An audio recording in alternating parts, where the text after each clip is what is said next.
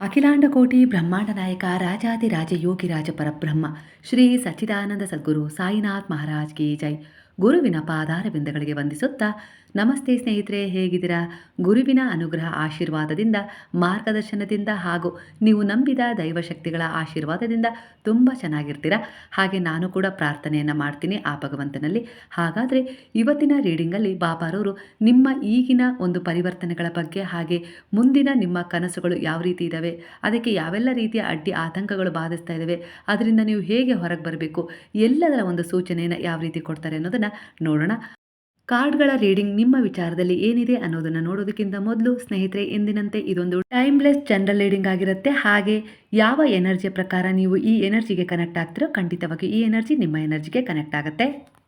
ನಿಮ್ಮ ಭಾವ, ಭವಿಷ್ಯ, ಒಂದು ವಿಚಾರಣೆ, ಹಾಗೆ ಸಂಬಂಧಗಳು ಮತ್ತು ಆತ್ಮೀಯತೆ, ಒಂದು ಗುರುತಿಸುವಿಕೆ ಆಗಿರ್ಬೋದು, ಆಧ್ಯಾತ್ಮಿಕ ಮಾರ್ಗದರ್ಶನ ಆಗಿರ್ಬೋದು, ಖಂಡಿತವಾಗಿಯೂ ಈ ಸಮಯದಲ್ಲಿ ನಿಮಗೆ ಒಂದಲ್ಲ ಒಂದು ರೀತಿಯಲ್ಲಿ ಪ್ರೇರಣೆಯ ಮೂಲಕ ಸಿಗ್ತಾ ಇದೆ. ಇದರಿಂದ ನೀವು ಭಾವನಾತ್ಮಕವಾಗಿ ಕೆಲವು ವಿಚಾರಗಳಲ್ಲಿ ಈಗ ನಿಮ್ಮನ್ನು ನೀವು ತೊಡಗಿಸ್ಕೊಂಡಿದ್ದೀರ. ಹಾಗೆ ಒಂದು ಒಳ್ಳೆಯ ಉದ್ದೇಶವನ್ನು ಹೊಂದಿ ನೀವು ಮುಂದೆ ಸಾಗಬೇಕು ಅಂತ ಹೇಳಿ ಅಂದ್ಕೊಂಡಿದ್ದೀರಲ್ಲ, ಆ ವಿಚಾರದಲ್ಲಿ ನಿಮಗೆ ಸಫಲತೆ ಖಂಡಿತವಾಗಿಯೂ ಸಿಗುತ್ತೆ. ಇದಕ್ಕೆ ನೀವು ನಂಬಿದ ದೈವಶಕ್ತಿಗಳ ಆಶೀರ್ವಾದ ಜೊತೆ ಗುರುವಿನ ಬಲ ಹೆಚ್ಚಾಗೇ ಇದೆ.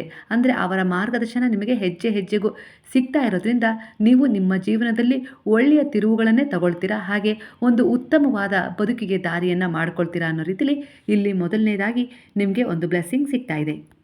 ನಿಮ್ಮ ಆತ್ಮಕ್ಕೆ ಸಂಬಂಧ ಹೊಂದಿರುವ ಕೆಲವು ಜನರು ಈಗ ಟ್ರೇಡಿಂಗ್ ಕ್ಷೇತ್ರದತ್ತ ಆಕರ್ಷಿತರಾಗ್ತಾ ಇದ್ದಾರೆ. ಇದು ಕೇವಲ ಹಣದ ಪ್ರಯಾಣವಲ್ಲ, ಒಂದು ಕರ್ಮದ ಪಾಠ ಮತ್ತು ಆತ್ಮೀಯ ಬೆಳವಣಿಗೆ ಕೂಡ ಆಗಲಿಕ್ಕೆ ಸಾಧ್ಯವಾಗುತ್ತೆ ಅನ್ನೋ ರೀತಿಯಲ್ಲಿ ಬರ್ತದೆ. ಆರಂಭದಲ್ಲಿ ಏರುಪೇರುಗಳು ಇರಬಹುದು, ಆದರೆ ಶಿಸ್ತು ಮತ್ತು ಸಹನೆ ಮತ್ತು ಇಂಟ್ಯೂಷನ್ ಕೇಳಿಕೊಂಡ್ರೆ ಲಾಭ ಮತ್ತು ಸ್ಥಿರತೆ ಖಂಡಿತವಾಗಿಯೂ ಬರುತ್ತೆ. ಗುರುವಿನಲ್ಲಿ ಸಮರ್ಪಣೆಯಾಗಿ, ಹಾಗೆ ಅವುಗಳನ್ನು ಸಮರ್ಪಣೆ ಮಾಡಿದಾಗ ನಿಮಗೆ ಅತ್ಯುನ್ನತವಾದ ಒಂದು ದಾರಿಗಳು ನಿಮ್ಮ ಜೀವನವನ್ನು ಬೆಳಗಿಸ್ಲಿಕ್ಕೆ ದಾರಿ ಮಾಡಿಕೊಡ್ತವೆ. ಹಾಗೆ ಸೋಲ್ ಗ್ರೂಪ್ನ ಬೆಂಬಲ ನಿಮ್ಮ ಜೊತೆಯಲ್ಲಿದೆ. ಹಾಗಾಗಿ ಒಬ್ಬರಿಂದ ಒಬ್ಬರಿಗೆ ಮಾರ್ಗದರ್ಶನ, ಒಂದು ಸಹಾಯ ಆಗಿರ್ಬೋದು, ಭರವಸೆ ಆಗಿರ್ಬೋದು, ವಿನಿಮಯ ಮತ್ತು ಒಂದು ಕಲಿಕೆಯನ್ನು ಪಡ್ಕೊಳ್ತಾ ಮುಂದೆ ಸಾಗ್ತೀರಾ. ಭಯ ಬಿಟ್ಬಿಡಿ, ಅಹಂಕಾರವನ್ನು ಮೊದಲೇ ಬಿಡಬೇಕು. ಸ್ಪಷ್ಟ ಒಂದು ಯೋಜನೆ ಇರಬೇಕು. ಒಳಗಿನ ಧ್ವನಿ ಕೇಳಿದರೆ ಖಂಡಿತವಾಗಿ ಯಶಸ್ಸು ಸಾಧ್ಯ. ಅಂದರೆ ನಿಮ್ಮ ಆತ್ಮವಿಶ್ವಾಸದ ಧ್ವನಿಯನ್ನು ನೀವು ಕೇಳ್ತಾನೆ ಇರಬೇಕು. ಯಾಕಂದರೆ ನಿಮ್ಮ ಆತ್ಮ ಹಾಗೆ ಪರಮಾತ್ಮ ಬೇರೆ ಬೇರೆ ಅಲ್ಲ. ಈ ಸಮಯದಲ್ಲಿ ಗುರುವಿನ ಮಾರ್ಗದರ್ಶನ ಸಿಗ್ತಾ ಇರೋದ್ರಿಂದ ನೀವು ಸರಿಯಾದ ದಾರಿಯನ್ನೇ ಆಯ್ಕೆ ಮಾಡ್ಕೊಂಡಿದ್ದೀರಾ. ಖಂಡಿತವಾಗಿ ಅವರು ನಿಮಗೆ ಎಲ್ಲ ರೀತಿಯಲ್ಲೂ ಸಹಾಯ ಮಾಡ್ತಾರೆ. ಹಾಗೆ ಅವರ ಬಲ ನಿಮ್ಮ ಜೊತೆಗಿರೋದ್ರಿಂದ ಯಾವುದೇ ರೀತಿ ಅಡ್ಡಿ ಆತಂಕ ಸಮಸ್ಯೆಗಳು ಏನೇ ಬಂದರೂ ಕೂಡ ಅವು ಕ್ಷಣಿಕ. ನಿಮ್ಮ ಮನಸ್ಸಿನ ಮೇಲಿನ ಕೆಲವು ವಿಚಾರಗಳಲ್ಲಿ ಹಿಡಿತವನ್ನು ನೀವು ಸಾಧಿಸಬೇಕು. ಹಾಗೆ ದೇಹದ ವಿಚಾರಗಳಲ್ಲೂ ಸಮತೋಲನವನ್ನು ಕಂಡುಕೊಂಡಾಗ ಅನಗತ್ಯ ಸಂಬಂಧಗಳು ಮತ್ತು ಅತಿಯಾದ ಅಟ್ಯಾಚ್ಮೆಂಟ್ ಸ್ವಭಾವ, ಅದರಿಂದ ನಿಮ್ಗೆ ಆಗ್ತಾ ಇರುವ ನೋವಿನಿಂದ ನೀವು ದೂರವಾಗಲಿಕ್ಕೆ ಸಾಧ್ಯವಾಗುತ್ತೆ, ಕಡಿಮೆ ಆಗುತ್ತೆ ಅನ್ನೋ ರೀತಿಯಲ್ಲಿ ಇಲ್ಲಿ ಬರ್ತಾ ಇದೆ. ಇದರಿಂದ ನಿಮಗೆ ತುಂಬ ನೋವಾಗಿದೆ ಈ ಸಮಯದಲ್ಲಿ. ಅಂದರೆ ನಿಮ್ಮವರೇ, ನೀವು ತುಂಬ ಯಾರನ್ನು ನಂಬಿದ್ರೋ ಅವರೇ ನಿಮಗೆ ನೋವು ಕೊಟ್ಟಿದ್ದಾರೆ. ಅದನ್ನು ನೋವಾಗಿ ತಗೊಳ್ಬೇಡಿ. ಅದರಿಂದ ಒಂದು ಪಾಠ ನಾನು ಕಲಿತೆ ಅಂತ ಹೇಳಿ ಅದನ್ನು ತಗೊಂಡು ಆ ವಿಚಾರವನ್ನು ಅಲ್ಲೇ ಬಿಟ್ಟು ನೀವು ಮುಂದೆ ಹೋಗಿ ಅನ್ನೋ ರೀತಿಯಲ್ಲಿ. ಯಾಕಂದರೆ ನೀವು ಇದರಿಂದ ಒಂದು ಪಾಠ ಕಲಿತಾಗ ನಿಮಗೆ ಮುಂದೆ ಒಂದು ವಿಶೇಷವಾದ ಸಿಗಲಿಕ್ಕೆ ಎಲ್ಲ ರೀತಿಯಲ್ಲೂ ಒಂದು ದಾರಿ ತೆರ್ಕೊಳ್ಳುತ್ತೆ. ಅದೇ ರೀತಿ ನಿಮ್ಮ ಜೀವನದಲ್ಲಿ ಈಗ ಅದೇ ರೀತಿ ಒಂದು ಅದ್ಭುತವಾದ ವಿಶೇಷವಾದ ದಾರಿ ತೆರೆದುಕೊಳ್ತಾ ಇದೆ. ಹಾಗಾಗಿ ಆ ಭರವಸೆಯೊಂದಿಗೆ ನೀವು ಮುಂದೆ ಹೋಗಿ. ಈಗಿನ ಬಗ್ಗೆ ಯೋಚನೆ ಮಾಡಬೇಡಿ, ಆ ವಿಚಾರವನ್ನು ಅಲ್ಲೇ ಬಿಟ್ಬಿಡಿ, ಮುಂದೆ ಹೋಗಿ. ಹಾಗೆ ದೈಹಿಕವಾಗಿ ಮಾನಸಿಕವಾಗಿ ನಿಮಗೆ ಹಿಡಿತ ಸಾಧಿಸಲಿಕ್ಕೆ ಆಗ್ತಾ ಇಲ್ಲ, ತುಂಬ ಕಷ್ಟ ಆಗ್ತಾ ಇದೆ ಅಂದರೆ ಸ್ವಲ್ಪ ಶಾಂತವಾಗಿ ಒಂದು ಜಾಗದಲ್ಲಿ ಕುಳಿತು ಗುರುವಿನ ಸ್ಮರಣೆಯನ್ನು ಮಾಡ್ತಾ ನೀವು ನಿಮ್ಮ ಉಸಿರಿನ ಮೇಲೆ ನಿಮ್ಮ ಗಮನವನ್ನು ಹರಿಸಿ. ಅಂದರೆ ಅದರ ಏರಿಳಿತವನ್ನು ಶುದ್ಧವಾಗಿಸಿ. ಖಂಡಿತವಾಗಿಯೂ ನೀವು ಆ ಸಮಸ್ಯೆಯಿಂದ ಆದಷ್ಟು ಬೇಗನೆ ಹೊರಗೆ ಬರ್ತೀರಾ.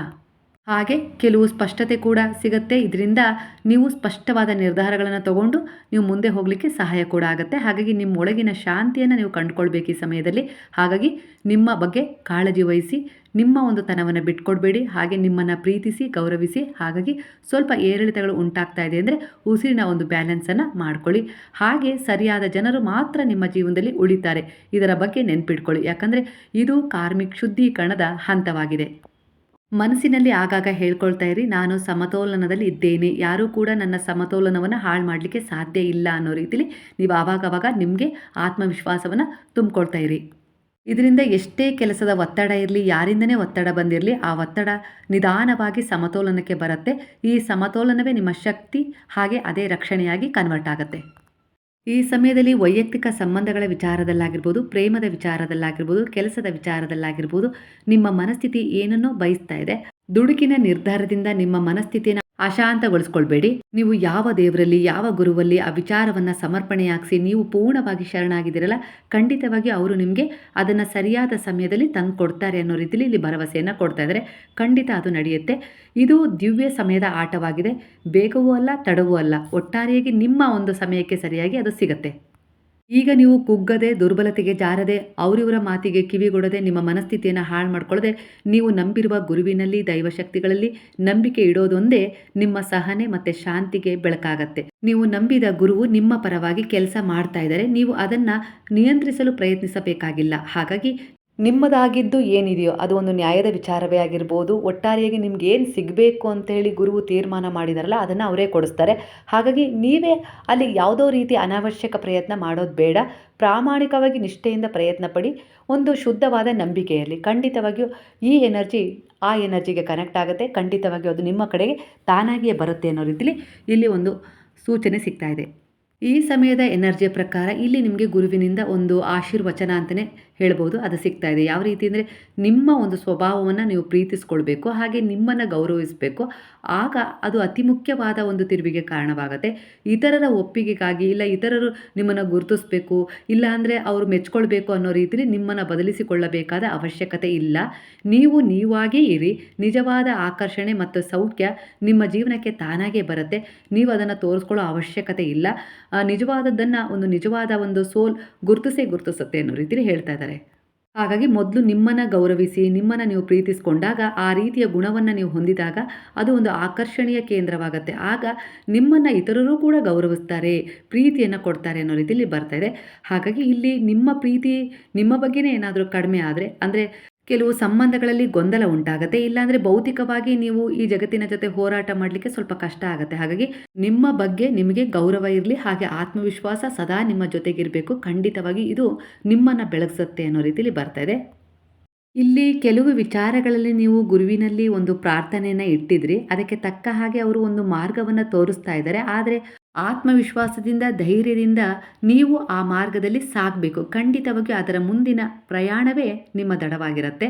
ಹಾಗಾಗಿ ಇಲ್ಲಿ ಅವರು ನಿಮಗೆ ಮಾರ್ಗದರ್ಶಕರಾಗಿ ಕೆಲಸ ಮಾಡ್ತಾ ಇದ್ದಾರೆ, ಪ್ರೇರಣೆಯನ್ನು ನೀಡ್ತಾರೆ. ಆದರೆ ನಿರ್ಧಾರ, ಧೈರ್ಯ ಮತ್ತು ಹೆಜ್ಜೆ ನಿಮ್ಮದೇ ಆಗಿರಬೇಕು. ಆ ಪಥದಲ್ಲಿ ನಡೆಯುವಾಗ ನಿಮ್ಮ ಒಳಗಿನ ಧ್ವನಿ ಗಟ್ಟಿಯಾಗಿರಬೇಕು. ನನ್ನ ಜೊತೆ ನನ್ನ ಗುರುವಿದ್ದಾರೆ, ನನ್ನ ಒಳ್ಳೆಯ ಉದ್ದೇಶಗಳಿವೆ, ಖಂಡಿತ ನನ್ನಿಂದ ಏನಾದರೂ ತಪ್ಪಾಗಿದ್ದರೆ ಅವು ನನಗೆ ಪಾಠವಾಗಿ ಸಿಗ್ತಾ ಇದ್ದಾವೆ. ಆ ಪಾಠದೊಂದಿಗೆ ನಾನು ಸುಧಾರಣೆ ಕಂಡುಕೊಳ್ತಾ ನಾನು ಒಂದು ಒಳ್ಳೆಯ ಉದ್ದೇಶದ ಗುರಿಯನ್ನು ತಲುಪ್ತಾ ಇದ್ದೀನಿ. ಅದಕ್ಕೆ ನನಗೆ ಎಲ್ಲ ರೀತಿಯಲ್ಲೂ ಸಹಾಯ ಸಿಗ್ತಾ ಇದೆ. ಈ ಪ್ರಕೃತಿ ಆಗಿರ್ಬೋದು, ನನ್ನ ತಂದೆ ತಾಯಿಯ ಆಶೀರ್ವಾದ ಆಗಿರ್ಬೋದು, ನನ್ನಲ್ಲಿ ಈ ಸಮಯದಲ್ಲಿ ಉತ್ಪತ್ತಿಯಾದ ದಯೆ, ಕ್ಷಮೆ ಗುಣ ಆಗಿರ್ಬೋದು, ಕರುಣೆ ಗುಣ, ಪ್ರೇಮದ ಗುಣ, ಇವೆಲ್ಲವೂ ನನಗೆ ಎಲ್ಲೋ ಒಂದು ರೀತಿಯಲ್ಲಿ ದೋಷರಹಿತವಾಗಿಸಿ ನನ್ನನ್ನು ಮುಂದೆ ಹೋಗಲಿಕ್ಕೆ ದಾರಿ ತೋರಿಸ್ತಾ ಇದ್ದಾವೆ, ತಳ್ಳುತ್ತಾ ಇದ್ದಾವೆ ಮುಂದೆ ಅನ್ನೋ ರೀತಿಯಲ್ಲಿ ನೀವು ಭಾವನಾತ್ಮಕವಾಗಿ ಅವುಗಳಿಗೆ ಸ್ಪಂದಿಸಬೇಕು.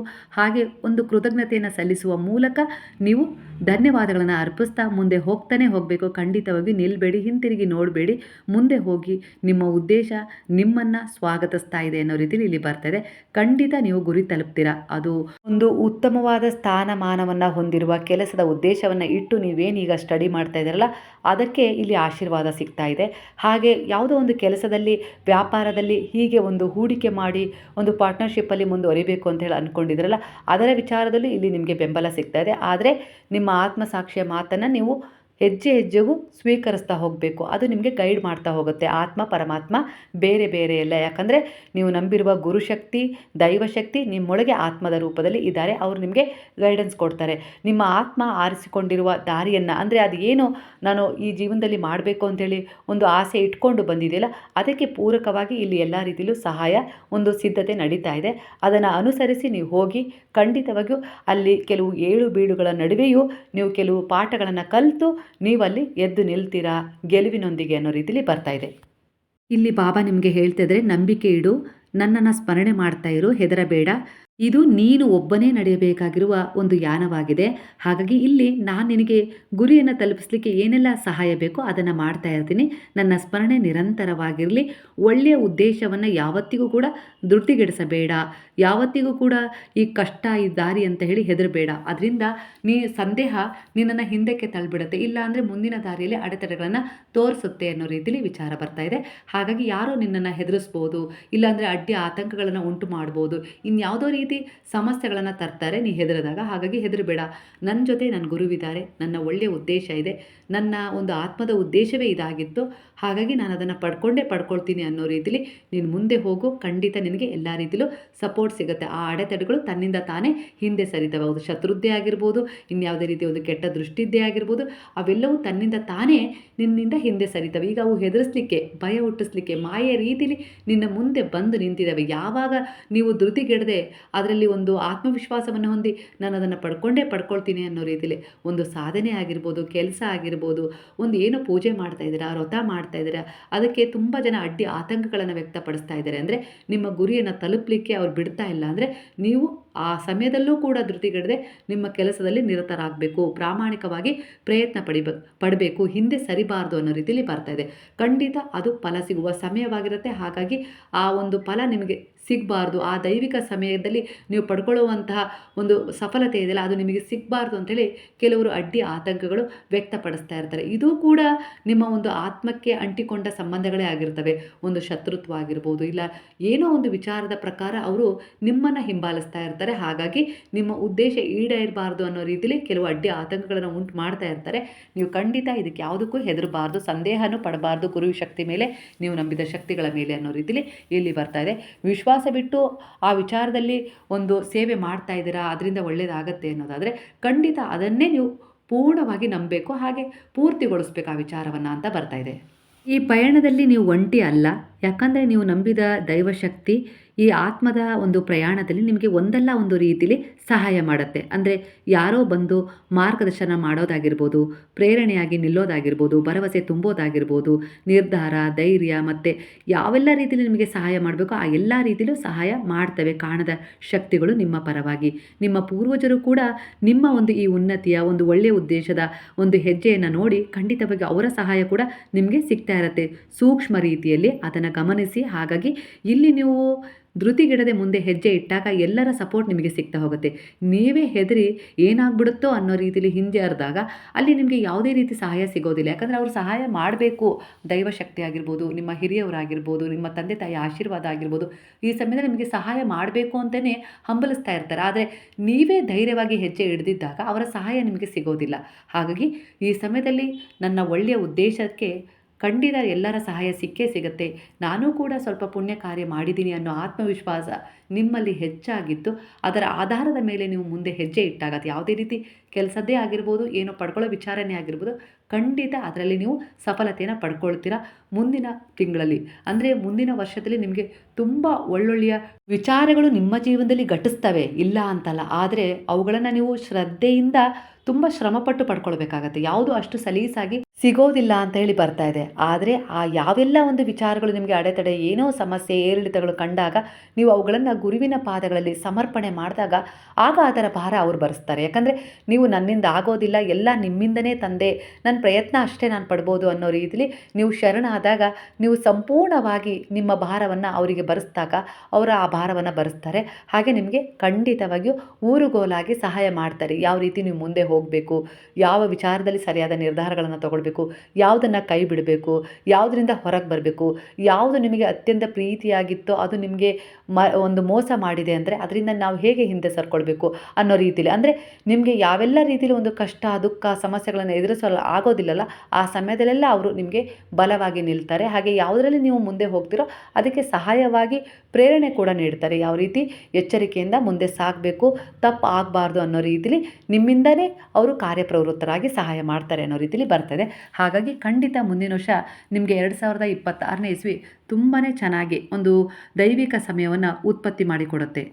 ಈ ಸಮಯದಲ್ಲಿ ನಿಮ್ಮ ಜೀವನದಲ್ಲಿ ಅಂದರೆ ಜೀವನ ಎಂಬ ಪುಸ್ತಕದಲ್ಲಿ ಕೆಲ ಅಧ್ಯಾಯಗಳು ಕಠಿಣವಾಗಿರಬಹುದು, ಆದರೆ ಒಳ್ಳೆಯ ಅಧ್ಯಾಯಗಳು ನಿರೀಕ್ಷೆ ಖಂಡಿತವಾಗಿ ಅದರ ಹಿಂದೆ ಇದೆ. ಖಂಡಿತ ಅದು ನಿಮಗೆ ಸಿಕ್ಕೇ ಸಿಗುತ್ತೆ. ಈ ಅಧ್ಯಾಯವನ್ನು ಅಂತ್ಯಗೊಳಿಸಲೇಬೇಕು. ಈಗ ನೀವು ಓದುತ್ತಿರುವ ಪುಟ ನೋವು ಕೊಟ್ಟರೂ ಮುಂದಿನ ಪುಟಗಳಲ್ಲಿ ಭರವಸೆ, ಶಾಂತಿ ಮತ್ತು ಬೆಳಕು, ನಿಮ್ಮ ಕನಸು, ಇಚ್ಛೆಗಳ ಪೂರೈಕೆ ಆಗತ್ತೆ. ಅಂದರೆ ಅವುಗಳು ನಿಮಗೆ ಪೂರ್ಣ ಮಾಡಿಕೊಡಲಿಕ್ಕೆ ಸಹಾಯ ಮಾಡ್ತವೆ ಅನ್ನೋ ರೀತಿಯಲ್ಲಿ, ಅಂದರೆ ನೀವೇನು ಬಯಸಿದಾರಲ್ಲ ಅದನ್ನು ಖಂಡಿತವಾಗಿಯೂ ನಿಮಗೆ ನೀಡ್ತವೆ. ಅದರ ಒಂದು ಪರೀಕ್ಷೆ ಈ ಅಧ್ಯಾಯವಾಗಿತ್ತು ಅಂತ ಹೇಳಿ ಅಂದ್ಕೊಳ್ಳಿ. ಆ ಪಾಠಗಳನ್ನು ಸ್ವೀಕರಿಸಿ, ಎದುರಿಸಿ, ಖಂಡಿತವಾಗಿ ಅವುಗಳನ್ನು ಅಂದರೆ ಅಂತ್ಯಗೊಳಿಸ್ಬಿಡಿ. ಅವುಗಳನ್ನು ಮತ್ತೆ ಬ್ಯಾಲೆನ್ಸ್ ಆಗಿ ಹೆದರಿ ಅಂಜಿ ಇಟ್ಕೊಳ್ಳೋದು ಬೇಡ ಅನ್ನೋ ರೀತಿಲಿ ಬರ್ತದೆ. ಈಗಿರುವ ಒಂದು ಕೆಟ್ಟ ಸಮಯ ಆಗಿರ್ಬೋದು, ಇಲ್ಲ ಒಂದು ನೋವು ಆಗಿರ್ಬೋದು, ಯಾವುದೇ ರೀತಿ ಒಂದು ನಿಂತು ಬಿಟ್ಟಿದೆ ಒಂದು ಬಿಸ್ನೆಸ್ ಆಗಿರ್ಬೋದು, ಯಾವುದೋ ಒಂದು ವಿಚಾರ, ಮನೆ ಕಟ್ಟೋ ವಿಚಾರ ಆಗಿರ್ಬೋದು, ಇನ್ಯಾವುದೋ ವಿಚಾರದಲ್ಲಿ ಲೋನ್ ಆಗೋ ವಿಚಾರ ಆಗಿರ್ಬೋದು, ಇವೆಲ್ಲವೂ ಯಾವುದು ಇದೇ ಹಂತದಲ್ಲಿ ನಿಲ್ಲೋಲ್ಲ, ಶಾಶ್ವತ ಅಲ್ಲ. ಇದು ಪಾಠ ಮಾತ್ರ ಆಗಿರುತ್ತೆ. ಕೆಲವೊಂದು ಪರಿವರ್ತನೆಗಳನ್ನು ನೀಡಲಿಕ್ಕೆ, ಆ ಸಮಯದಲ್ಲಿ ನೀವು ನಿಮ್ಮನ್ನು ತಿಳ್ಕೊಳ್ಳೋಕ್ಕೆ, ಸ್ವಲ್ಪ ಸಹನೆ ನಂಬಿಕೆಯಿಂದ ಇರಲಿಕ್ಕೆ, ನಿಮ್ಮನ್ನು ನೀವು ಗಟ್ಟಿಯಾಗಿಸ್ಕೊಳ್ಳೋಕ್ಕೆ, ಯಾವ ರೀತಿ ಧೃತಿಗೆಡಬಾರ್ದು ಅನ್ನೋ ರೀತಿಲಿ ನೀವು ಒಳ್ಳೆಯ ಪಾಠವನ್ನು ಕಲಿಬೇಕು ಅನ್ನೋ ರೀತಿಲಿ ಎಲ್ಲ ರೀತಿಲೂ ನಿಮಗೆ ನಿಮ್ಮ ಜೀವನವನ್ನು ಇನ್ನೂ ಸುಂದರ ಕಥೆಯನ್ನಾಗಿ ಬರೆಯಲು ನೆನಪುಳಿಯುವಂತಹ ಪಾಠಗಳನ್ನು ಕಲಿಸ್ತಾ ಇದೆ ಈ ಸಮಯ ಸಂದರ್ಭ. ಅಂದರೆ ಈಗಿನ ಪರಿಸ್ಥಿತಿಗಳು ಎಲ್ಲವೂ ನಿಮಗೆ ನಿಮ್ಮದೇ ಆದ ಒಂದು ಕಥೆಯನ್ನು ನೀವೇ ಬರ್ಕೊಳ್ಳೋ ಹಾಗೆ, ನೆನಪಿಟ್ಕೊಳ್ಳೋ ಹಾಗೆ ಮಾಡ್ತಾ ಇದ್ದಾವೆ. ಹಾಗಾಗಿ ಇಲ್ಲಿ ಧೃತಿಗೆಡೋದ ಏನು ಅವಶ್ಯಕತೆ ಇಲ್ಲ. ನಿಮ್ಮ ಅಜ್ಜ ಅಜ್ಜಿ, ತಂದೆ ತಾಯಿ ಅವರದ್ದೇ ಆದ ಒಂದು ಜೀವನದ ಅನುಭವಗಳನ್ನ ಹೇಗೆ ನಿಮ್ಮ ಹತ್ರ ಶೇರ್ ಮಾಡ್ಕೊಳ್ತಾರಲ್ಲ, ನೀವು ಬಿದ್ದಂಥ ಸಂದರ್ಭದಲ್ಲಿ, ಏರಿಳಿತಗಳನ್ನು ಕಂಡಂಥ ಸಂದರ್ಭದಲ್ಲಿ, ನಷ್ಟವನ್ನು ಅನುಭವಿಸಿದಂಥ ಸಂದರ್ಭದಲ್ಲಿ, ಇಲ್ಲ ಸುಖ ಸಂತೋಷಗಳಿಂದ ಹಿಗ್ಗಿ ಏನೋ ದುಡುಕಿನ ನಿರ್ಧಾರವನ್ನು ತಗೊಳ್ಳುವಂಥ ಸಂದರ್ಭದಲ್ಲಿ ಅವ್ರು ಯಾವ ರೀತಿ ಅವರ ಅನುಭವಗಳ ಮೂಲಕ ಅವರ ಕಥೆಯನ್ನು ಹೇಳ್ತಾರಲ್ಲ, ಅದೇ ರೀತಿ ಆ ಕಥೆಗಳು ಅಚ್ಚಳಿಯದೆ ಉಳಿಬೇಕು ಅಂದರೆ ನಿಮ್ಮ ಜೀವನದಲ್ಲೂ ಕೆಲವು ಅನುಭವಗಳನ್ನು, ಕೆಲವು ಪಾಠಗಳ ಮೂಲಕ ನೀವು ಕಲೀಲೇಬೇಕಾಗತ್ತೆ. ಹಾಗಾಗಿ ಪ್ರತಿಯೊಬ್ಬರ ಕತೆ ಅವರಾಗಿಯೇ ಇಲ್ಲಿ ಬರ್ಕೊಳ್ಳೇಬೇಕಾಗತ್ತೆ. ಅದರ ಒಂದು ಅಧ್ಯಾಯದಲ್ಲಿ ನೀವಿದ್ದೀರಾ. ಈ ಅಧ್ಯಾಯ ಮುಗಿಯುತ್ತೆ, ನಿಮ್ಮದು ಒಂದು ಹೊಸ ಅಧ್ಯಾಯ ಒಂದು ಒಳ್ಳೆಯ ತಿರುವಿನೊಂದಿಗೆ ಶುರುವಾಗಿದೆ. ಖಂಡಿತ ಅದರಲ್ಲಿ ನೀವು ಒಳ್ಳೆಯದನ್ನು ಪಡ್ಕೊಳ್ತೀರಾ ಅನ್ನೋ ರೀತಿಲಿ ಬರ್ತಾ ಇದೆ. ಒಂದು ಸಂಭ್ರಮಿಸುವ ಸಮಯ ಕೂಡ ನಿಮ್ಮ ಜೀವನದಲ್ಲಿ ಬರ್ತಾ ಇದೆ. ಹಾಗಾಗಿ ಶುಭ ಸುದ್ದಿ ನಿಮ್ಮ ಕಡೆಗೆ ಬರ್ತಾ ಇದೆ. ಹಾಗೆ ನೀವು ನಿರೀಕ್ಷಿಸಿದ ಫಲ, ಸಂತೋಷದ ಸಂದೇಶ ಅಥವಾ ಒಂದು ಸಾಧನೆ ಈಗ ಸಮೀಪದಲ್ಲಿದೆ ಅನ್ನುವ ವಿಚಾರ ಆಗಿರ್ಬೋದು. ಅಂದರೆ ನಿಮ್ಮ ಪರಿಶ್ರಮಕ್ಕೆ ಬಂದ ಬಹುಮಾನ ಇದಾಗಿದೆ ಅನ್ನೋ ರೀತಿಲಿ ಇಲ್ಲಿ ಬರ್ತಾ ಇದೆ. ಹಾಗಾಗಿ ಇಲ್ಲಿ ದುಃಖದ ಹಂತ ಮುಗಿತಾ ಇದೆ. ಸಂತೋಷದ ಕೃತಜ್ಞತೆ ಮತ್ತು ಸಂಭ್ರಮಕ್ಕೆ ಸಮಯ ಕೂಡಿ ಬಂದಿದೆ. ನಿಮ್ಮ ಜೀವನದಲ್ಲಿ ಹಗುರತನ ಅಂದರೆ ಏನು ಭಾರ ಆಗಿತ್ತಲ್ಲ, ಮನಸ್ಸು ಒತ್ತಡದಿಂದ ಕೂಡಿತ್ತಲ್ಲ, ಅದು ಉಲ್ಲಾಸ ಮತ್ತು ಒಂದು ಒಳ್ಳೆಯ ಸಂತೋಷವನ್ನು ಸ್ವೀಕರಿಸುವಂಥ ಸಮಯ ನಿಮ್ಮ ಜೀವನದಲ್ಲಿ ಬಂದಿದೆ. ಇದಕ್ಕೆ ಒಂದು ಯಾರೆಲ್ಲ ಸಹಾಯ ಮಾಡಿದರೋ ಅವರಿಗೆ ಕೃತಜ್ಞತರಾಗಿರಿ. ಹಾಗೆ ಒಂದು ಸಂಭ್ರಮದ ನಿಮ್ಮ ಕ್ಷಣವನ್ನು ನೀವು ಆನಂದಿಸಿ. ಅಹಂಕಾರ ಪಡೋದು ಬೇಡ. ನಾನು ಮಾಡಿಕೊಂಡೆ ಅನ್ನುವ ಅಹಂ ಬೇಡ. ಭಗವಂತ ಕರುಣಿಸಿದ ಅನ್ನುವ ಒಂದು ನಮ್ರತಾ ಭಾವ ಇರಲಿ ಅನ್ನೋ ರೀತಿಲಿ ಬರ್ತಾ ಇದೆ. ನೀವು ಒಂದು ಪ್ರೇರಣಾತ್ಮಕವಾದ ಒಂದು ವ್ಯಕ್ತಿತ್ವ ಹೊಂದಿದವರು. ಹಾಗೆ ನೀವು ಒಂದು ದೀಪದಂತೆ ಇನ್ನೊಬ್ಬರಿಗೆ ಬೆಳಕು ನೀಡುವಂಥ ಸ್ವಭಾವ ಕೂಡ ನಿಮ್ಮಲ್ಲಿದೆ. ಒಂದು ಸಮುದ್ರದ ಮಧ್ಯೆ ಯಾರು ಸಿಕ್ಕಾಕೊಂಡಿರ್ತಾರೆ, ಅವರಿಗೆ ದಾರಿ ತೋರಿಸುವ ಬೆಳಕಾಗಿ ನೀವು ನಿಮ್ಮ ಜೀವನದಲ್ಲಿ ಮುಂದುವರಿತಾ ಇದ್ದೀರಾ. ಅದು ನಿಮ್ಮ ಕುಟುಂಬದವರಿಗೆ ಆಗಿರ್ಬೋದು, ನಿಮ್ಮ ಸ್ನೇಹಿತರಿಗೆ ಆಗಿರ್ಬೋದು, ಬೇರೆಯವರಿಗೆ ಆಗಿರ್ಬೋದು. ನೀವು ಯಾರನ್ನೂ ಕೂಡ ರಕ್ಷಿಸಬೇಕಾಗಿಲ್ಲ, ಯಾರಿಗೋಸ್ಕರನೂ ಕರಗಬೇಕಾಗಿಲ್ಲ. ನಿಮ್ಮ ಕೆಲಸ ಒಂದೇ, ಸ್ಥಿರವಾಗಿ ನಿಲ್ಲಬೇಕು. ಅವರಿಗೆ ಒಂದು ಬೆಳಕನ್ನು ಮೂಡಿಸುವ ಸ್ವಭಾವ ನಿಮ್ಮದಾಗಿರಬೇಕು, ಪ್ರೇರಣೆ ನೀಡಬೇಕು ಅನ್ನೋ ರೀತಿಲಿ ಬರ್ತಾ ಇದೆ. ಅಂದರೆ ನಿಮ್ಮ ಶಿಸ್ತಾಗಿರ್ಬೋದು, ನಿಮ್ಮ ಸಮಯ ಆಗಿರ್ಬೋದು, ಕೆಲವು ನೀವೇ ನೇಮಿಸಿಕೊಂಡ ನಿಯಮಗಳಾಗಿರ್ಬೋದು, ಇವು ಗೆಲುವಿನ ದಾರಿಯತ್ತ ನಿಮ್ಮನ್ನು ಕರ್ಕೊಂಡು ಹೋಗ್ತಾ ಇದ್ದಾವೆ. ಶಾಂತವಾದ ಮನಸ್ಸು ಮತ್ತು ಸ್ಪಷ್ಟ ದೃಷ್ಟಿ, ಹಾಗೆ ಒಂದು ಲಾಭದ ಮೂಲವನ್ನು ನಿಮಗೆ ತಂದುಕೊಡ್ತಾ ಇದೆ ಈ ಸಂದರ್ಭದಲ್ಲಿ ಅನ್ನೋ ರೀತಿಲಿ ಬರ್ತಾ ಇದೆ. ಹಾಗಾಗಿ ಭಯ, ಗೊಂದಲ, ಶಬ್ದಗಳ ನಡುವೆಯೂ ಕೂಡ ನೀವು ಆತ್ಮವಿಶ್ವಾಸದಿಂದ ನಿಲ್ಲೇಬೇಕು. ಸ್ಥಿರವಾಗಿರಿ, ಶಾಂತವಾಗಿರಿ. ನೀವು ಏನು ಅಂದ್ಕೊಂಡಿದ್ರೋ ಅದು ನಡೆಯುತ್ತೆ ನಿಮ್ಮ ಜೀವನದಲ್ಲಿ. ಸ್ವಲ್ಪ ತಡವಾಗ್ಬೋದು, ಆದರೆ ಖಂಡಿತ ನಿಮಗೆ ಸಿಗತ್ತೆ. ಸರಿಯಾದ ಅವಕಾಶಗಳು ನಿಮ್ಮತ್ತನೇ ಬರ್ತಾ ಇದ್ದಾವೆ ಅನ್ನೋ ರೀತಿಲಿ ಸೂಚನೆ ಕೂಡ ಸಿಗ್ತಾ ಇದೆ. ಮುಂದಿನ ತಿಂಗಳಲ್ಲಿ ನೀವೊಂದು ವೃತ್ತಿಪರ ಮಟ್ಟದಲ್ಲಿ ಮುನ್ನಡೆಯನ್ನು ನೀವು ತಂದುಕೊಳ್ತೀರಾ. ಹಾಗೆ ಕ್ರಮಬದ್ಧತೆ, ಶ್ರಮ ಮತ್ತು ಶಿಸ್ತು ನಿಮ್ಮ ಪ್ರಗತಿಗೆ ಮುಖ್ಯವಾಗಿ ಪಾತ್ರವಹಿಸ್ತಾ ಇದೆ ಈ ಸಂದರ್ಭದಲ್ಲಿ. ಹಾಗಾಗಿ ನಿಮಗೆ ಮುಂದಿನ ತಿಂಗಳ ಮೊದಲಾರ್ಧದಲ್ಲಿ ಕೆಲವು ಸನ್ನಿವೇಶಗಳು, ಕೆಲವು ವಿಚಾರಗಳು ಗೊಂದಲ ಅಂತೇಳಿ ಅನಿಸಿದ್ರು ಕೂಡ, ಏರಿಳಿತಗಳನ್ನು ಕೊಟ್ಟರೂ ಕೂಡ ಖಂಡಿತವಾಗಿಯೂ ಒಂದು ಹೊಸ ಗೆಲುವಿನ ದಾರಿಯತ್ತ ನಿಮ್ಮನ್ನು ಕರ್ಕೊಂಡು ಹೋಗುತ್ತೆ. ನಂಬಿಕೆ ಇಡಬೇಕು. ಖಂಡಿತವಾಗಿಯೂ ನಿಮಗೆ ಮುಂದಿನ ವರ್ಷ ಒಂದು 2 ತಿಂಗಳು ಕಳೆದ ನಂತರ ತುಂಬ ಅಂದರೆ ಒಳ್ಳೊಳ್ಳೆಯ ಅವಕಾಶಗಳು, ಕೆಲವು ನಿರ್ಧಾರಗಳಲ್ಲಿ ಸ್ಪಷ್ಟತೆ ಸಿಗೋದಾಗಿರ್ಬೋದು, ಒಳ್ಳೆಯ ಹುದ್ದೆ ಆಗಿರ್ಬೋದು, ಈ ರೀತಿ ನಿಮ್ಮ ಜೀವನದಲ್ಲಿ ಸಿಗುವ ಬಲ ಹೆಚ್ಚಿದೆ ಅನ್ನೋ ರೀತಿಲಿ ಬರ್ತಾ ಇದೆ. ಹಣಕಾಸಿನ ವಿಚಾರದಲ್ಲಿ ಸ್ಥಿರವಾಗಿ ಬದಲಾಗಿದ್ದೀರಾ. ಅಂದರೆ ಅನಗತ್ಯ ಖರ್ಚು ಮಾಡ್ತಾ ಇಲ್ಲ. ಖಂಡಿತ ಈ ಮನೋಭಾವ ನಿಮ್ಮ ಒಂದು ಹಣದ ಉಳಿತಾಯವನ್ನು ಗಟ್ಟಿಯಾಗಿಸ್ತದೆ ಅನ್ನೋ ರೀತಿಲಿ ಬರ್ತದೆ. ಖಂಡಿತ ಹಣ ಅನಿವಾರ್ಯ ಜೀವನಕ್ಕೆ. ಅದರ ಜೊತೆಗೆ ದಯೆ, ಕರುಣೆ, ಪ್ರೇಮ, ಸೇವೆಯ ಸ್ವಭಾವವನ್ನು ಬೆಳೆಸ್ಕೊಳ್ಳಿ. ಅದರಲ್ಲಿರುವ ಹಣದಲ್ಲಿರುವ ಬ್ಲಾಕೇಜ್ಗಳನ್ನು ಈ ಗುಣಗಳು ನಿವೃತ್ತಿಗೊಳಿಸ್ತವೆ, ದೂರ ಮಾಡ್ತವೆ. ಹಣ ನಿಮ್ಮ ಜೊತೆ ಉಳಿಯುವ ಹಾಗೆ ನಿಮಗೆ ಸಹಾಯ ಮಾಡ್ತವೆ. ಹಾಗಾಗಿ ನೀವು ಎಷ್ಟೇ ದುಡಿರಿ, ಅದರಲ್ಲಿ ಒಂದು ಸಣ್ಣ ಪಾಲನ್ನಾದರೂ ಒಂದು ಪ್ರಾಣಿ ಪಕ್ಷಿಗಳಿಗೆ ಸೇವೆ ಮಾಡೋದು, ಪ್ರಕೃತಿಗೆ ಸೇವೆ ಮಾಡೋದು, ದೀನ ದಲಿತರಿಗೆ, ಅನಾಥ ಮಕ್ಕಳಿಗಾಗಿ ಆಗಿರ್ಬೋದು, ಚಾರಿಟಿಗಾಗಿರ್ಬೋದು, ಈ ರೀತಿ ಒಂದು ಸೇವೆಯ ಮನೋಭಾವನ ನೀವು ಹೊಂದಬೇಕು ಅನ್ನೋ ರೀತಿಯಲ್ಲಿ ಬರ್ತದೆ. ಇದು ನಿಮ್ಮ ಜೀವನದಲ್ಲಿ ನೀವು ಉತ್ತಮವಾಗಿ ಬೆಳಿಲಿಕ್ಕೆ ಸಾಧ್ಯ ಮಾಡಿಕೊಡುತ್ತೆ, ದೋಷಗಳನ್ನು ದೂರ ಮಾಡುತ್ತೆ, ಹಾಗೆ ನಿಮ್ಮಲ್ಲಿ ಆತ್ಮವಿಶ್ವಾಸವನ್ನು ಹೆಚ್ಚು ಮಾಡುತ್ತೆ ಅನ್ನೋ ರೀತಿಯಲ್ಲಿ ಬರ್ತದೆ. ಹಾಗಾಗಿ ಹೊಸ ವರ್ಷಕ್ಕೆ ಈ ಒಂದು ಸಂಕಲ್ಪದೊಂದಿಗೆ ಮುಂದೆ ಹೊರಿರಿ. ಈ ವರ್ಷದ ಕೊನೆಯಲ್ಲಿ ಕೆಲವು ಖರ್ಚುಗಳು ಹೆಚ್ಚು ಅಂತ ಹೇಳಿ ಅನಿಸಿದ್ರು ಕೂಡ, ಹಾಗೆ ಹೊಸ ವರ್ಷದ ಪ್ರಾರಂಭದಲ್ಲೂ ಕೂಡ ಖರ್ಚುಗಳು ಹೆಚ್ಚಾಗಿ ಕಾಣ್ಬೋದು. ಆದರೆ ಇದು ಮುಂದಿನ ಲಾಭಕ್ಕೆ ಪಾಯವಾಗಿ ಕೆಲಸ ಮಾಡುತ್ತೆ ಅನ್ನೋ ರೀತಿಯಲ್ಲಿ ಬರ್ತಾ ಇದೆ. ಸಂಬಂಧ ಹಾಗೆ ಪ್ರೀತಿಯ ವಿಚಾರಕ್ಕೆ ಬಂದರೆ, ಸಂಬಂಧಗಳಲ್ಲಿ ಸಂತೋಷ ಹಾಗೆ ಕೆಲವೊಂದು ಮನವರಿಕೆಗಳಾಗ್ತವೆ ಮತ್ತು ಗಾಢವಾದ ಒಂದು ಬಾಂಧವ್ಯ ಬೆಳೆಯುವ ಸಾಧ್ಯತೆ ಹೆಚ್ಚಿದೆ ಅನ್ನೋ ರೀತಿಯಲ್ಲಿ ಬರ್ತದೆ. ಮೊದಲಿಗೆ ವ್ಯವಹಾರ, ಕೆಲವು ಜವಾಬ್ದಾರಿಗಳು, ಕೆಲವು ಸಂಬಂಧಗಳ ಮೇಲೆ ಕೆಲವು ಒತ್ತಡ ತರ್ತಾ ಇದ್ವು. ಆದರೆ ಸಮಯ ಕಳೆದಂತೆ ಅವುಗಳನ್ನು ನೀವೀಗ ಒಪ್ಪಿಸಲು ಅವಕಾಶ ಸಿಗ್ತಾ ಇದೆ ಅವರಿಗೆ. ನಿಮ್ಮ ದೇಹ ಸದೃಢವಾಗಿದೆ ಅಂತೇಳಿ ಅನಿಸಿದ್ರೂ ಕೂಡ ಸ್ವಲ್ಪ ತಲೆನೋವು, ಹೊಟ್ಟೆ ನೋವು, ನಿದ್ದೆಯ ಸಮಸ್ಯೆಗಳು ನಿಮಗೆ ಕಾಣಿಸ್ತಾ ಇರ್ತವೆ. ಆದರೆ ಧ್ಯಾನಕ್ಕೆ ಒಳಗಾಗಿ ನಿಮ್ಮ ಚಕ್ರಗಳನ್ನು ಸಕ್ರಿಯಗೊಳಿಸಿ, 7 ಚಕ್ರಗಳು ಬ್ಯಾಲೆನ್ಸ್ ಆದಾಗ ಅವು ನಿಮ್ಮ ಆರೋಗ್ಯದ ಮೇಲೆ ಪರಿಣಾಮವನ್ನು ಬೀರ್ತವೆ. ಸ್ಪಷ್ಟವಾಗಿ ನಿಮಗೆ ಒಂದು ವ್ಯಾಯಾಮದ ಒಂದು ಅಭ್ಯಾಸವನ್ನು ಮಾಡ್ಕೊಳ್ಳಿ, ಯೋಗವನ್ನು ಮಾಡಿ, ಉಸಿರಾಟದ ಒಂದು ಸಮತೋಲನವನ್ನು ಮಾಡ್ಕೊಳ್ಳಿ, ಹಾಗೆ ಆಹಾರದ ಬಗ್ಗೆ ಸ್ವಲ್ಪ ಉತ್ತಮವಾದ ಆಯ್ಕೆಗಳನ್ನು ಮಾಡ್ಕೊಳ್ಳಿ ಅನ್ನೋ ರೀತಿಯಲ್ಲಿ ಬರ್ತಾ ಇದೆ. ನೀರನ್ನು ಜಾಸ್ತಿ ಕುಡಿರಿ. ಮುಂದಿನ ವರ್ಷ ಒಂದು ದೈವಿಕ ಕಾಲವಾಗ್ತಾ ಇದೆ ನಿಮಗೋಸ್ಕರ. ಅಂದರೆ ನಿಮ್ಮ ಶ್ರಮದ ಫಲವನ್ನು ಹೊಸ ದೃಷ್ಟಿಯಿಂದ ಅನುಭವಿಸುವ ಸಮಯವಾಗುತ್ತದು.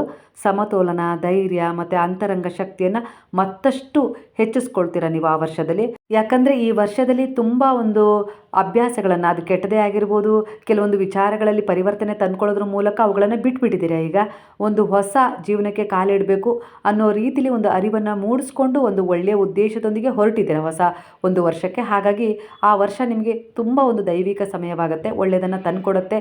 ಎಷ್ಟೇ ಒಂದು ಏರಿಳಿತಗಳನ್ನು ಆ ವರ್ಷ ನಿಮಗೆ ನೀಡಿದರೂ ಕೂಡ ಅದು ನಿಮಗೆ ಯಾವತ್ತಿಗೂ ಕೂಡ ಒತ್ತಡ ಉಂಟು ಮಾಡೋದಿಲ್ಲ. ಸಮಾನವಾಗಿ ಸ್ವೀಕರಿಸ್ತೀರಾ. ಹಾಗೆ ಅವುಗಳನ್ನು ಅಲ್ಲಲ್ಲೇ ಬಿಟ್ಟು ಜೀವನದಲ್ಲಿ ಮುಂದೆ ಹೋಗ್ತಾ ಹೋಗ್ತಾ ಒಂದು ಒಳ್ಳೆಯದನ್ನು ಪಡ್ಕೊಳ್ಳೋಕ್ಕೆ ಶುರು ಮಾಡ್ತೀರಾ ಅನ್ನೋ ರೀತಿಯಲ್ಲಿ ಬರ್ತದೆ. ಹಾಗಾಗಿ ಮನಸ್ಸಿನಲ್ಲಿ ಸಮತೋಲನ ಇರಬೇಕು, ಸಂಬಂಧಗಳಲ್ಲಿ ಒಂದು ಪ್ರೀತಿ, ಬಾಂಧವ್ಯ, ನಂಬಿಕೆ ಹೆಚ್ಚಾಗಿರಬೇಕು, ಹಾಗೆ ಶಿಸ್ತಿರಬೇಕು ಜೀವನದಲ್ಲಿ. ಹಾಗೆ ಗೆಲುವಿಗೆ ಇವುಗಳು ಮುಖ್ಯವಾದ ಒಂದು ದಾರಿಗಳಾಗಿ ಬದಲಾಗ್ತವೆ ಅನ್ನೋ ರೀತಿಯಲ್ಲಿ ಇಲ್ಲಿ ನಿಮಗೆ ಪರಿಸ್ಥಿತಿಗಳು ನಿಧಾನವಾಗಿ ಸುಧಾರಣೆಯನ್ನು ತಂದುಕೊಡ್ತವೆ. ಯಾರು ಏನೇ ಹೇಳಲಿ, ಏನೇ ಮಾಡಲಿ ಅದರ ಕಡೆ ಗಮನ ಕೊಡದೆ ನಿಮ್ಮ ಮನದಾಳದ ಧೈರ್ಯದ, ಒಂದು ವಿಶ್ವಾಸದ ಮತ್ತು ಶ್ರದ್ಧೆಯ, ನಿಮ್ಮ ಒಂದು ಆತ್ಮದ ಮಾತುಗಳನ್ನು ಕೇಳ್ತಾ ನಿಮ್ಮ ಗುರಿಯನ್ನು ತಲುಪಿ ಖಂಡಿತವಾಗಿಯೂ ಇದು ಸಾಧ್ಯವಾಗುತ್ತೆ. ನಂಬಿಕೆ ನೀವು ಇಡಲೇಬೇಕು. ನಿಮ್ಮ ಒಂದು ಶಕ್ತಿ ಆಗಿರ್ಬೋದು, ಒಂದು ಒಳ್ಳೆಯ ಉದ್ದೇಶ ಆಗಿರ್ಬೋದು, ನೀವು ಆಯ್ಕೆ ಮಾಡಿಕೊಂಡಿರುವ ದಾರಿ ಆಗಿರ್ಬೋದು, ಖಂಡಿತವಾಗಿಯೂ ನಿಮ್ಮ ಒಂದು ದಡವನ್ನು ನಿಮಗೆ ನಿರ್ಮಿಸಿ ಕೊಟ್ಟೇ ಕೊಡುತ್ತೆ ಅನ್ನೋ ರೀತಿಲಿ ಬರ್ತದೆ. ಹಾಗೆ ಯಾರೋ ಏನೋ ಹೇಳ್ತಿದ್ರೆ, ಅಡ್ಡಿ ಆತಂಕಗಳು ಬರ್ತಾ ಇದ್ದಾವೆ ಅಂದರೆ ಯಾವುದಕ್ಕೂ ಕೂಡ ಹೆದರುವ ಅವಶ್ಯಕತೆ ಇಲ್ಲ. ಎಲ್ಲವೂ ಸಮಯಕ್ಕೆ ಸರಿಯಾಗಿ ಬದಲಾಗ್ತವೆ. ಯಾವುದೂ ಕೂಡ ಸ್ಥಿರವಾಗಿರೋದಿಲ್ಲ. ಆ ನಂಬಿಕೆ ನಿಮ್ಮಲ್ಲಿರಬೇಕು. ನಿಮ್ಮ ಪ್ರತಿಯೊಂದು ವಿಚಾರವನ್ನು ನೀವು ಗುರುವಿಗೆ ಸಮರ್ಪಣೆ ಮಾಡಿದಾಗ ಅದರ ಭಾರ, ಒತ್ತಡ ಕಡಿಮೆ ಆಗುತ್ತೆ.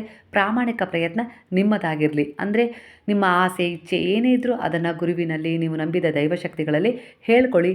ಆದರೆ ಅದು ನನಗೆ ಯಾವುದು ಸರಿಯಾದ ಸಮಯಕ್ಕೆ ಸಿಗಬೇಕೋ ಅದನ್ನೇ ನನಗೆ ಕೊಡಿ ಅನ್ನೋ ರೀತಿಯಲ್ಲಿ ನಿಮ್ಮ ಪ್ರಾರ್ಥನೆ ಇದ್ದಾಗ ಅದಕ್ಕೆ ತಕ್ಕ ಹಾಗೆ ನಿಮ್ಮ ಜೀವನದಲ್ಲಿ ಸಂತೋಷ, ನೆಮ್ಮದಿ ಅನ್ನೋದು ಆವರಿಸ್ತಾ ಹೋಗುತ್ತೆ ಅನ್ನೋ ರೀತಿಯಲ್ಲಿ ವಿಚಾರ ಬರ್ತದೆ.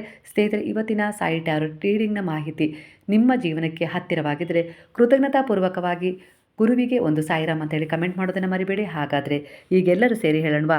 ಹರೇ ರಾಮ ರಾಮ ರಾಮ ಹರೇ ಹರೇ, ಹರೇ ಕೃಷ್ಣ ಕೃಷ್ಣ ಕೃಷ್ಣ ಹರೇ ಹರೇ, ಹರೇ ಸಾಯಿ ಸಾಯಿ ಹರೇ ಹರೇ, ಹರೇ ಬಾಬಾ ಬಾಬಾ ಬಾಬಾ ಹರೇ ಹರೇ, ಹರೇ ದತ್ತ ದತ್ತ ಹರೇ ಹರೇ.